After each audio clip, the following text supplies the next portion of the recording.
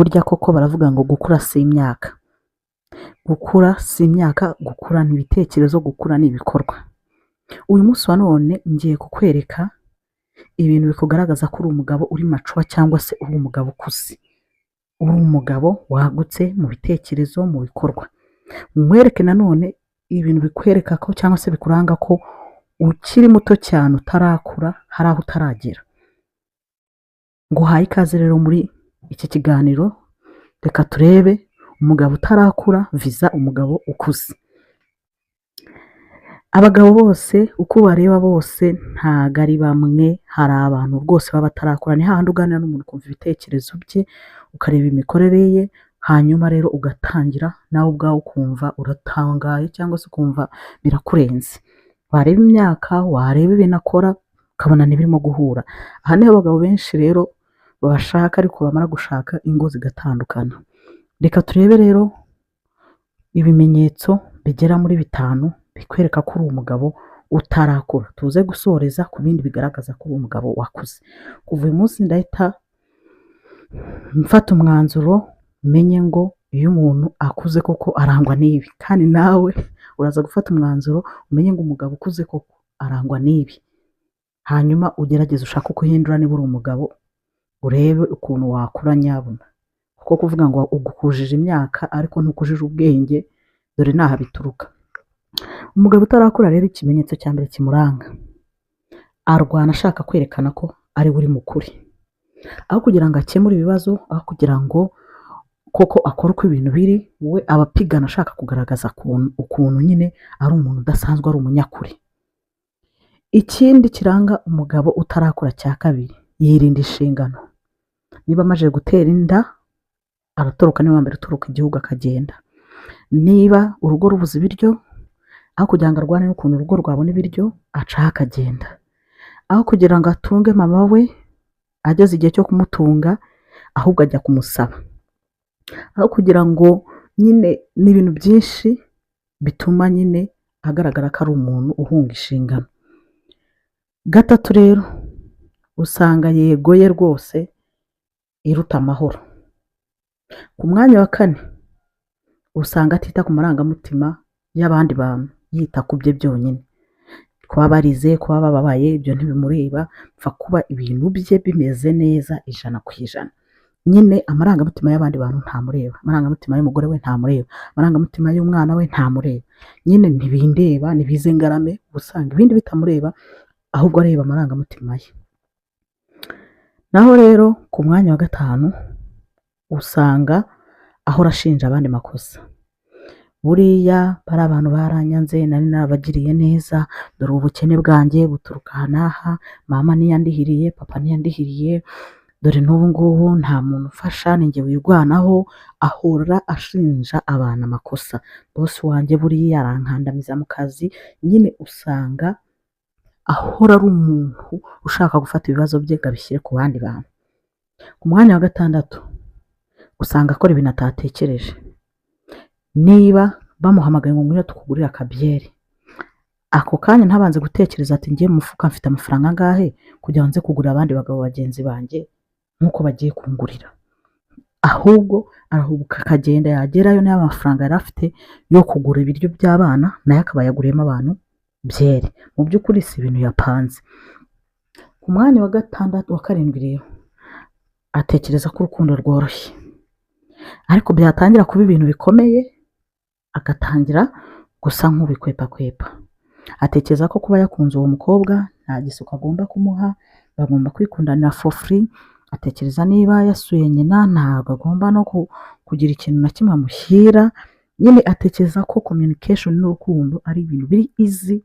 Hanyuma umukobwa yatangira no kumubwira ati ubukwe, ati njye ntabwo nditegura, kandi yahoraga amurambagiza amubwira ati njye nzagushaka. Uyu muntu mu by'ukuri aba atarakura. Mwabyumvise? Ibi ni ibimenyetso rwose biranga umugabo utarakura. Cyane cyane nujya muri babana b'abadoresa nibo usanga barangwa n'utu tuntu. Ariko nuba uzi kurengeje imyaka y'ubwadoresa, ukaba urangwa n'ibi bintu uri umugabo. It's time to sit, hanyuma nawe ukitekerezaho. Igice cyacu cya 2 rero, umugabo ukuze arangwa n'iki?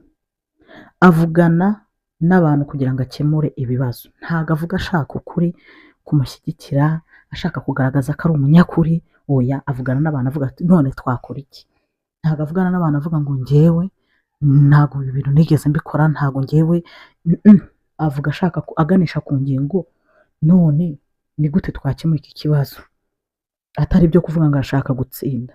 Ikindi kiranga rero ko umugabo yakuze cyangwa se ari umugabo ukuze, usanga yemera amakosa ye. Buriya kwemera amakosa ni ubutwari, mwa bagabo mwe, mwa basore mwe, ni ubutwari. Niba umugabo we yamubwiye ati amafaranga yakoresheje nabi, arabyemera ahubwo akavuga ati noneho ubutaha twazabigenza dute, ugasanga ari guharanira ko ibintu byose bijya ku murongo, amakosa akayemera kugira ngo hagire ibijya ku murongo. Gatatu, aha agaciro amahoro kuruta yego. Usanga aho kwemera ibintu bibuze kumutesha umutwe abyihorera, ahubwo agashaka amahoro ye, yego nyinshi akaziparika. Hari umuntu uhora yemera ngo bamubwira ngo tuzajye Gisenyi ngo yego, nyine ugasanga nta oya n'imwe agira mu kanwa ke. Uwo muntu aba atarakura, aba atariga gufata imyanzuro nk'umuntu w'umugabo. Hanyuma rero ku mwanya wa kane, yita ku marangamutima y'abandi bantu. Niba umugore arimo kurira, arabanza agaceceka akumva igitumye arira, ntago we ahita yita ku marangamutima ye ngo ahubuke, amutuke, amukubite, akora ibiki, ibintu nk'ibyo ngibyo, oya ashaka kumenya amarangamutima y'umuntu kandi akayaha agaciro. Kuki uyu mugore ari kurira, kuki uyu mwana ababaye, kuki papa wanjye yamamagaye, kuki mama wanjye arimo ashaka, nyine ugasanga ari kwita ku marangamutima y'abandi bantu. Naho rero ku mwanya wa gatanu turahasanga ko ashyigikira iterambere ry'abandi. Niba umubwira uti ndi gushaka kuzamura iki, ntabwo akubwira ngo uzahomba, ngo uzashya, aragufasha mu bushobozi buke afite, yego wahomba, akakubwira ibindi wakora cyangwa se ntayongere kugufasha ariko yabigerageje byibuze. Turebe rero ku mwanya wacu wa gatandatu, atega amatwi mbere yo gusubiza. Ntabwo ari wa muntu uhubuka ngo uba ugitangira kuvuga ngo yawe amafaranga ari wamaye, ntumbwire ko yakoresheje. Arabanza agatega amatwi akumva ibyo urimo kuvuga, aho ugana wasoza yakumva ko ibintu wakoze ari amakosa, agahita akubwira ati ibintu wakoze ntabwo ari byo. Ariko undi utaravuga, acyumva titire yonyine cyangwa se tayito cyangwa se insanganyamatsiko, ahita ahubagurika ijambo ryose akaryiharira. Ku mwanya rero wa karindwi ari nawo wa nyuma, azi neza ko urukundo rusaba imbaraga cyangwa se effort, azi ko rusaba gushora, rusaba kwihangana, rusaba gukomera, rusaba kunyura mu bintu byinshi. Ibyo byose araba abizi, nta kintu kimutungura, ahubwo akomeza uwo bari kumwe. Hitamo umuntu akenshi rero utuma ubuzima bwawe burushaho kuba bwiza, so guhora mu ntambara. Ubwo ndabwira abagore ibi bice bibiri, niba uri umudamu cyangwa se uri umukobwa ukaba ubyumvise, hitamo umuntu uzagufasha, uzaguhora hafi, kandi uzatuma n'ubuzima bwawe burushaho kuba bwiza. Bifata umuntu wese ngo uhubagurike, ngo mwagiye mu rukundo, ngo mwakundanye. Hari abantu bakuze ariko rwose bakiri abana, nk'uko igice cya mbere twakibonye. Hari n'abo ubona ngo ni abana, ngo bafite imyaka 21, ngo ntabwo namushaka, ariko mu by'ukuri bujuje inshingano, bujuje ibintu byose biranga umugabo, wakabaye ari umugabo wa nyawe. Hanyuma rero kora subscribe niba ukunze iyi video yacu kugira ngo utazacikwa neza ubutaha. Shyiraho komenti twumve nawe igitekerezo ufite, hanyuma ukore like na share kugira ngo n'abandi babone iyi video bibafashe. Hanyuma abakobwa mumenye gutandukanya umugabo utarakura n'umugabo ukuze. Namwe bagabo mumenye ibintu biranga umugabo utarakura, mubikosora ababifite, mumenye n'ibintu biranga umugabo wakuze, mubikomeza ababifite. Ndabakunda n'imbabazi nk'isanzwe, Imana ibarinde.